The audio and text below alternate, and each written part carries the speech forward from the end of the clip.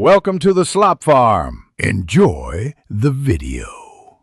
You start by confirming the server details and access method so you can connect immediately.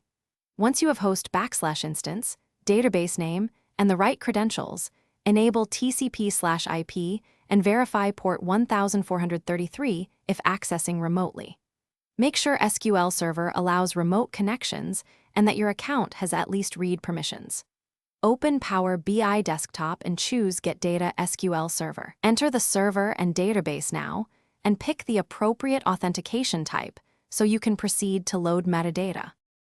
Once done entering server and auth info, decide whether to use import or direct query, the first for fast reporting with scheduled refresh, the latter for live queries. If you need a trimmed dataset, paste a native SQL query in advanced options, otherwise use Navigator to pick tables and previews.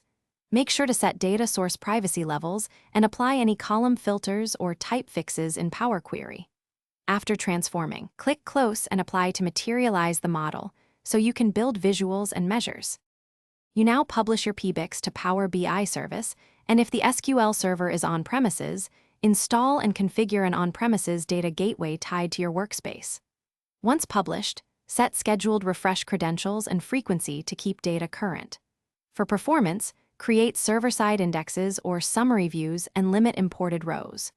If something breaks, first verify network and firewall, then credentials and gateway status. Also check SQL Server version compatibility and whether direct query timeouts or... Thanks for watching. Consider subscribing if we helped you today.